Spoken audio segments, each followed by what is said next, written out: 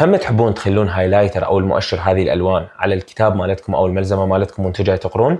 كون صريح وياي، كم مره خليتوا من هذا الهايلايتر وحسيتوا نفسكم انه انتم واثقين من نفسكم وخلاص انا قريت واشرت وكل شيء تمام، بس بوقت الامتحان من ردت تتذكر ما تذكرت شيء غير الالوان اللي كانت موجوده وصارت الذاكره مالتك بيضة وكل شيء ماكو. خل اقول لك فد سر معين، الهايلايتر او المؤشر هذا يخلي الدفتر مالتك حلو وكنا قوس قزح او غيرها من الالوان هذه، بس الحقيقه ما يساعد اي شيء بالذاكره مالتك. ساره تحب تاشر على الكتاب مالتها وتخلي هايلايتر على كل نقطه تحسها مهمه او كل نقطه تشوف، وصفحه ورا صفحه وهي تستخدم الهايلايتر. كل صفحه من عندها تبين بها الوان كلش هوايه وتشوف الكتاب مالتها حلو او الملزمه، وهي تحس بثقه انه جاي تشوف الكتاب مالتها مليان وهي جاي تحل بيه عبالك. بس من يجي الامتحان كل هذا اللي أشرته وكل الذاكرة مالتها نوعا ما راح تبدي تتداخل وما تتذكر شيء من المادة مالتها إلا أشياء بسيطة. فتفكر سارة تقول أنا درست حيل وكنت أتذكر أنه أشرتهن هذين الأشياء مهمات وقلت عليهم ممكن يجون، ليش ما دا أتذكرهم وأحل؟ المشكلة وين؟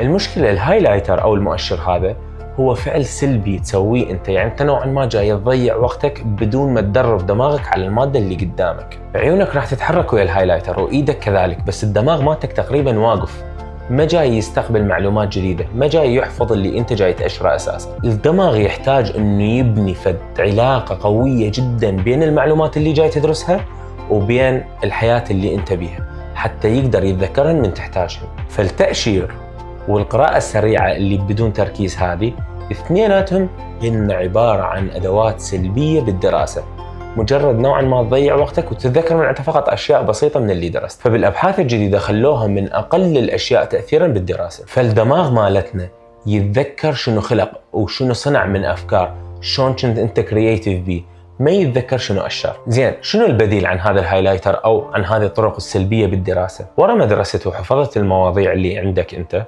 حاول انه تسد الكتاب وتتذكر شنو درست وتسأل نفسك فد أسئلة وتجاوب عليها. إذا عرفت تجاوب على هذه الأسئلة ابدي اكتبها وشوف الأخطاء اللي عندك وين.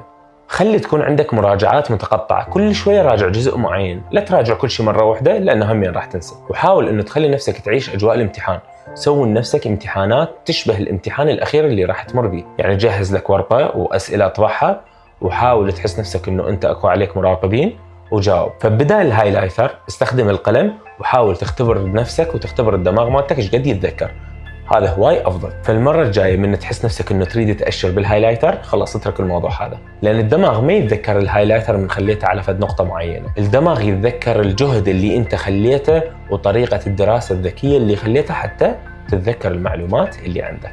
ادرس بطريقه ناجحه ولا تضيع وقتك بالاشياء السلبيه.